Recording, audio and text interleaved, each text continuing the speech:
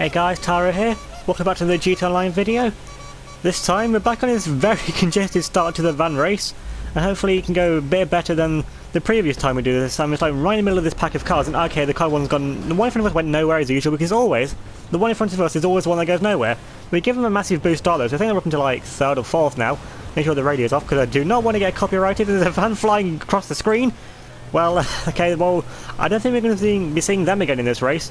And I can try and go for the right outside, but these clown vans, I forgot how fast these clown vans were, but that wasn't going very fast, going the wrong way. And a bit of a crash up before going side by side. Now we're up into the lead. We go from like 10th to the lead, and now we've got this clown van looking up our inside me side by side, and they just completely wipe us out. Okay, what is it with me and just one car that can just have a vendetta against me? It's every race it seems, there's just that one car that just hates me.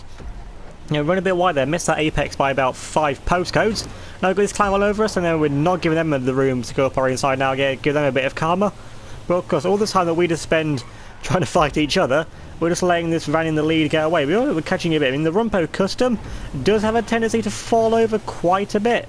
And it's faster through the corners if it's on 4 wheels, but in a straight line, it's slower. And the clown van, I don't really know, because I've never actually driven the clown van before.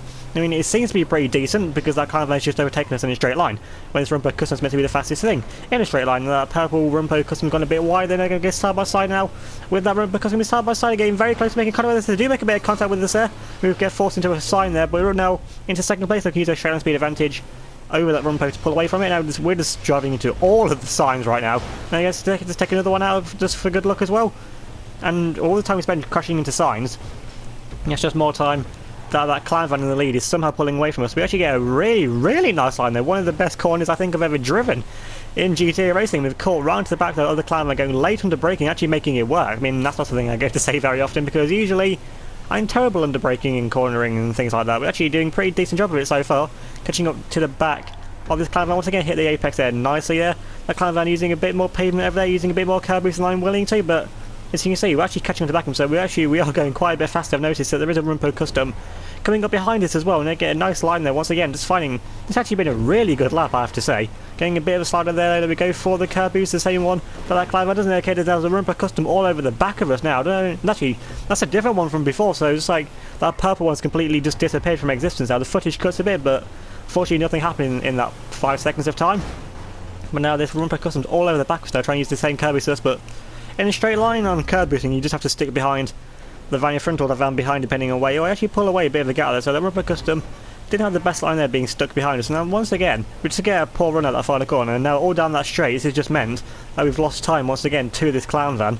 Now we try and take this nice right-hander once again, taking a very nice line through there once again, and now catching right onto the back of this clown van once again going very late under braking and making it work twice in a row now. So it's like we finally managed to get the hang of braking. It looks like, well, we're in a stock van, so braking in the stock van isn't that difficult. Now trying to look for a way around the outside there, good defensive to the inside line. We're going to get a best line there, and it gives them a bit of time to pull away. Now we go for the curb boost there once again, just by that lamppost. Of course, the more time I spend focusing on the car in front, the more this time, the more the clown van defends, the more this will allow that Rumpo Custom to catch up to us once again. And now the thing there's only about another lap to go after this, so we've got a lap and this straight to try and make a move on this clown van to try and take the lead of this race and try and get the victory. I mean, we've led the race once before, and we should still be in the lead now. Albeit that clown van takes down, trying to look for a way up the inside of that clown van, but we're not going to find a way there to the inside to try and get to corner 10. Now we smack into the pole, and that's going to kill our momentum now. If we only hit that pole, I think would have been side by side with that clown van on the exit there of the hairpin.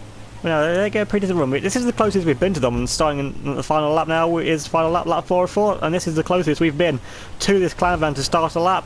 And now we're gaining on the back now of this clown van. Take out another sign, is going to kill the momentum a little bit.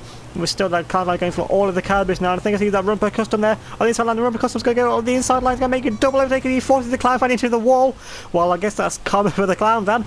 But now that Rumpo Custom has taken the lead of the race and has just carried on and not waited. So, albeit a karma for the clown van, that Rumpo Custom needs to actually be waiting. So when that clown, if that Rumpo Custom wins, can I kind of disqualify it and take the victory myself, since it's won the race illegally? I mean, if that was racing, that'd definitely be a penalty, so by forfeit I should win the race, even if that Rumpo Custom crosses the line in first. But we've got one straight left to go, and this is where the Rumpo Custom is at its weakest in a straight line, where our van, the 18 van, has the advantage. But you can just see They're just actually leaving us for dead. Wow, how have they got so much pace in that run per custom? They're coming in the final corner. It's going to be them that takes victory, whoever that is.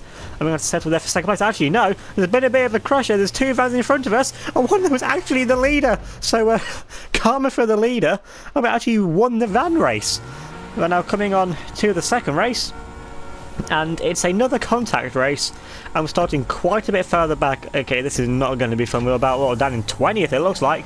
18th, so close enough to being 20th. So someone's going to absolutely flying there off the start to get on the brakes and actually stop in the straight line. And now there's a carbon air going the wrong way.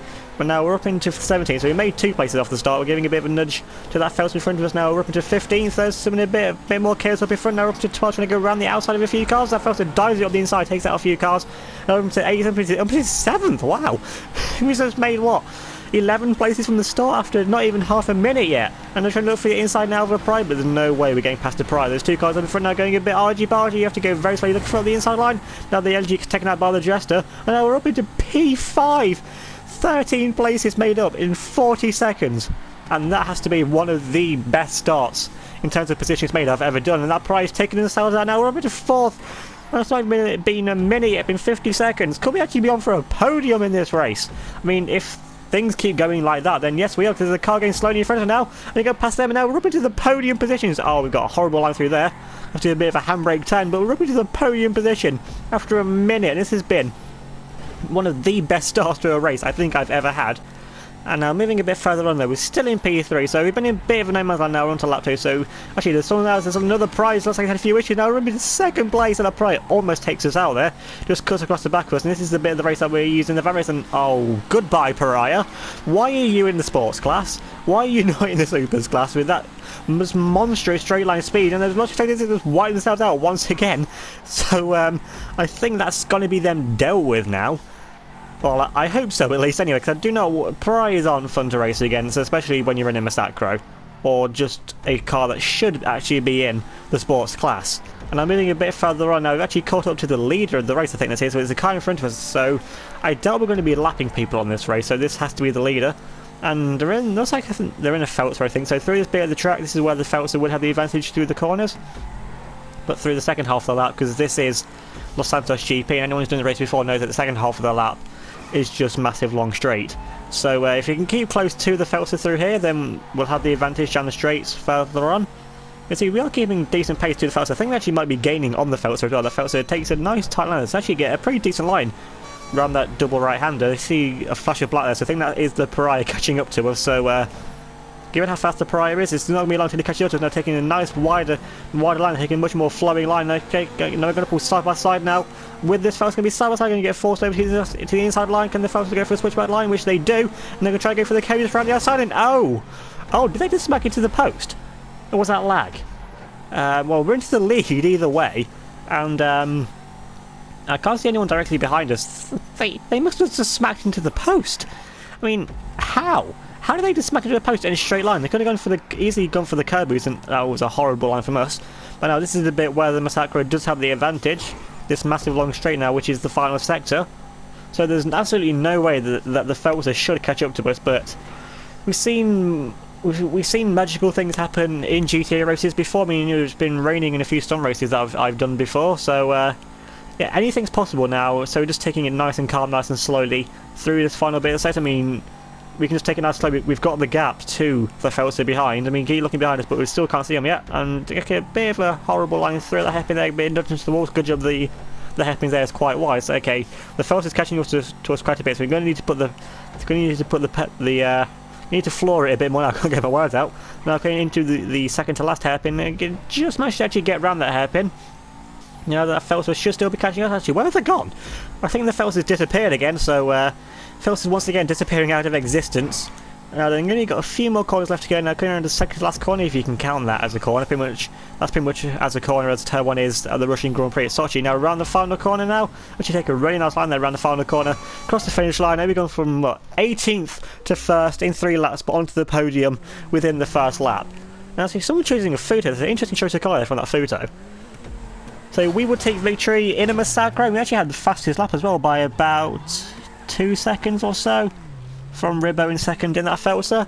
and then it would be a Comet SR driven by Doodoo-san in second. So the lead pariah is only actually down in 5th, so that pariah was having quite a few nightmares in the end. So if you enjoyed these races, remember to leave a like on the video, leave a comment down below, subscribe if you're new, and hit the notification bell so you don't miss out on any of my future videos. Remember to check out my Facebook, Twitter, Instagram, all that will be linked in the description down below. So thanks for watching, and I'll see you all next time.